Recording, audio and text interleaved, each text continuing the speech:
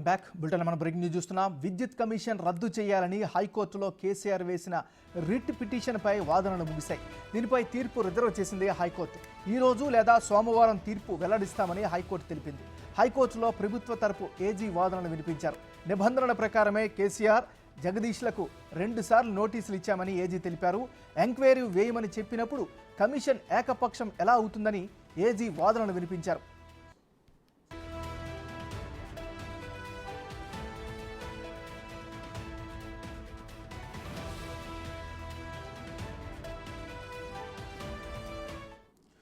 బులెటిన్లో మనం breaking news చూస్తున్నాం. విద్యుత్ కమిషన్ రద్దు చేయాలని హైకోర్టులో కేసీఆర్ వేసిన రిట్ పిటిషన్పై వాదనలు ముగిశాయి. దీనిపై తీర్పు రిజర్వ్ చేసింది హైకోర్టు. ఈ రోజు లేదా సోమవారం తీర్పు వెల్లడిస్తామని హైకోర్టు ప్రకటించింది. హైకోర్టులో ప్రభుత్వ తరపు ఏజీ వాదనలు వినిపించారు. నిబంధనల ప్రకారమే కేసీఆర్ జగదీష్లకు 2 సార్లు నోటీసులు ఇచ్చామని ఏజీ తెలిపారు. ఎంక్వైరీ వేయమని చెప్పినప్పుడు కమిషన్ ఏకపక్షం ఎలా అవుతుందని ఏజీ వాదనలు వినిపించారు. ఇక ఇదే అంశానికి సంబంధించి మరింత లేటెస్ట్ అప్డేట్స్ అందించేందుకు మా రిపోర్టర్ రానా లైవ్లో సిద్ధంగా ఉన్నారు. రానా, చెప్పండి.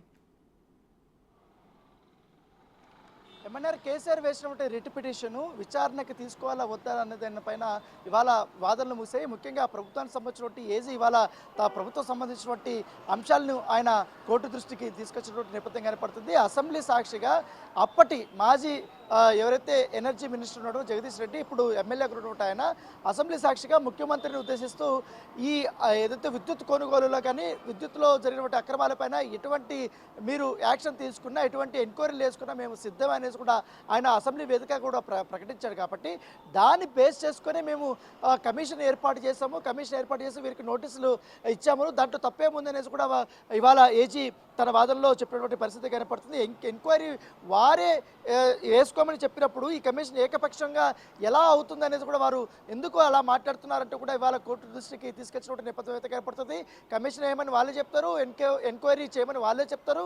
మళ్ళీ కమిషన్ వద్దు, ఎంక్వైరీ వద్దు అన్న టైప్లో కూడా మళ్ళీ రిట్ పిటిషన్లు వేస్తున్నారంటూ కూడా ఇవాళ ఏజీ తన వాదనలను కోర్టు దృష్టికి తీసుకొచ్చినటువంటి నేపథ్యం అయితే కనపడుతుంది. దాంతోపాటు కేసీఆర్ తన లేఖలో కానీ అలాగే రిట్ పిటిషన్లో కానీ జస్టిస్ నరసింహారెడ్డికి సంబంధించిన ప్రెస్ మీట్ అంశాన్ని ఆయన ఎక్కువగా ప్రస్తావించారు. అయితే ఈ ప్రెస్ మీట్ గురించి కూడా ఏజీ చాలా కీలకమైనటువంటి వ్యాఖ్యలు చేయడం జరిగింది. ఆ ప్రెస్ మీట్లో ఎక్కడా కూడా నరసింహారెడ్డి ఏకపక్షంగా కూడా మాట్లాడలేదు. పైగా నోటీసుల గురించి విషయంలో కూడా ఎక్కువగా ఆ నోటీసుల్లో ఏం పొందుపరిచారని తెలిపే కూడా అనే అంశాలు కూడా ఆయన ఎక్కడ కూడా ప్రెస్ మీట్లో ప్రస్తావించలేదంటూ కూడా ఆయన చెప్పినటువంటి నేపథ్యం కనపడుతుంది. ఎక్కడ కూడా బయాస్డ్గా అంటే ఒకరికి మేలు చేకూర్చే విధంగా కూడా ఒకరికి అనుకూలంగా కూడా ఎక్కడ కూడా ఆయన మాట్లాడలేదంటూ కూడా ఏజీ కోర్టు దృష్టికి తీసుకొచ్చినటువంటి నేపథ్యం అయితే కనపడుతుంది. దాంతోపాటు విద్యుత్ కొనుగోలు వ్యవహారంపైనే మేము ఓపెన్గానే మేము ఈ పబ్లిక్ నోటీసు సంబంధం జారీ చేశాము. దాంట్లో ఇంకా డౌట్ ఏముంది అనేది కూడా ఆయన చెప్పినటువంటి నేపథ్యం కనపడుతుంది. దాంతోపాటు ఈ కేసులో దాదాపు 15 మంది నుంచి చాలా కీలకమైనటువంటి సమాచారాన్ని మేము సేకరించాము. ఆ సమాచారాన్ని బేస్ చేసుకొని మాత్రమే మేము కేసీఆర్కి కమిషన్ ముందు విచారణకి హాజరు కావాలంటూ కూడా నోటీసులు ఇచ్చామంటూ కూడా ఏజీ తన వాదనలో ఆయన పెట్టడం జరిగింది. దాంట్లో ఈ 15 మందిలోనే అయితే ఈ కేసులో చాలా కీలకంగా అంటే ప్రభుత్వం ఆరోపిస్తున్నట్టు విధంగా చాలా అక్రమాలు జరిగాయి. దీంట్లో ప్రధానంగా ఉన్నటువంటి అప్పటి సీఎండి ప్రభాకర్ రావు యొక్క పాత్ర ఉంది. కాబట్టి ఆయన కూడా తన స్టేట్మెంట్ కూడా ఇచ్చారు. అతను కూడా మేము మాట్లాడాము. దాంతోపాటు మాజీ మంత్రి జగదీష్ రెడ్డి దగ్గర కూడా మేము వివరాలు కూడా సేకరించాము. అందరూ ఇచ్చినప్పుడు ఇంకా కేసీఆర్ ఎందుకు ఇవ్వరంటూ కూడా ఆయన తన వాదనలో చెప్పినటువంటి పరిస్థితి ఏర్పడుతుంది. దాంతోపాటు ఒక సోమవారం ప్రభాకర్ రావుతో పాటు జగదీష్ రెడ్డి కూడా కమిషన్ ముందు వాళ్ళు హాజరయ్యారు. హాజరయ్యి వాళ్ళు అనేక వివరాలు అంటే మేము క్వశ్చన్స్ అడిగినప్పుడు ఈ విద్యుత్ కొనుగోలు ఏ రకంగా జరిగింది, ఎందుకు తక్కువగా ఉన్నటువంటి ప్రైస్ని ఎక్కువగా మీరు కొన్నారు, ఎందుకు మీరు ఛత్తీస్గఢ్ వైపే మీరు మళ్ళారు అనే దానిపై కూడా, ఎందుకంటే విద్యుత్ సంక్షోభం లేనప్పుడు కూడా అధిక రేటుకి మీరు ఎందుకు కొన్నారని కూడా క్వశ్చన్ చేసినప్పుడు వారు కొన్ని సమాధానాలు చెప్పారంటూ కూడా ఏసీ ఇవాళ ధర్మాసనం దృష్టికి ఆయన తీసుకొచ్చినటువంటి నేపథ్యం కనపడుతుంది. మొత్తం నిబంధనల ప్రకారమే ఎంక్వైరీ కమిషన్ యాక్ట్ 8B కింద నోటీసులు మేము జారీ చేస్తాం. ఎక్కడ కూడా ఉల్లంఘనలను మేము అతిక్రమించలేదంటూ కూడా ఆయన తన వాదనలో చెప్పిన పరిస్థితి ఏర్పడుతుంది. దాంతోపాటు కేసీఆర్ వద్దున్న ఎవిడెన్స్లు ఏమన్నా ఉంటే అవి మేము కమిషన్ ముందు ఇవ్వాలని మాత్రమే చెప్పాం, కానీ మిగతా ఏ వ్యవహారాలు కూడా మేము మాట్లాడలేమంటూ కూడా చెప్పడం జరిగింది. దాంతోపాటు ఇప్పటికే నిన్న ఇటు కేసీఆర్ సంబంధించినటువంటి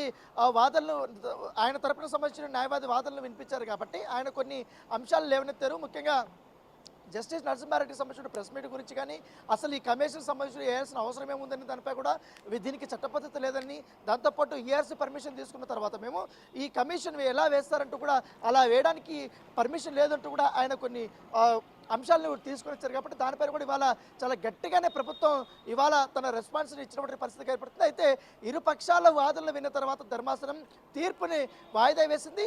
ఇవాళ కానీ సోమవారం కానీ ఖచ్చితంగా దీనిపైన తీర్పు ఇచ్చే అవకాశం. ఈ తీర్పు అంటే ఫైనల్కి సంబంధించినటువంటి పిటిషన్కి సంబంధించి తీర్పు కాదు, ఇది కేవలం ఈ యొక్క ఏదో రిట్ పిటిషన్ ధర్మాసనం వద్ద విచారణకు స్వీకరించాలా వద్దా అనే దానిపైన మాత్రమే ఇప్పుడు తీర్పు రాబోతుంది. సో ఒకవేళ ధర్మాసనం కానీ స్వీకరిస్తుందా మాత్రం దీనిపైన ఎంక్వైరీ జరిగే అవకాశం. మ్యాక్సిమం మనకున్నటువంటి సోర్సెస్ ప్రకారం ఈ ఎక్కువగా కేసీఆర్ వేసినటువంటి రిట్ పిటిషన్ కోర్టు తోసిపుచ్చే అవకాశం ఉంది. ప్రభుత్వం ఇచ్చినటువంటి అంశాలు కానీ వారు లేబరేటువంటి అంశాలపైన కూడా వారు ఏకీభవించే అవకాశాలు ఎక్కువగా ఉన్నట్టుగా మనకు సమాచారం ఉంది. సో ఖచ్చితంగా కూడా హైకోర్టులో కేసీఆర్కి మరొక్కసారి చుక్కు ఎదిరే అవకాశాలు ఎక్కువగా ఉన్నాయనేసి కూడా కొంతమంది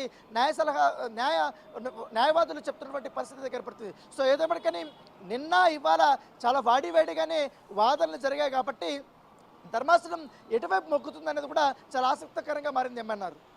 థ్యాంక్ యూ రాణా.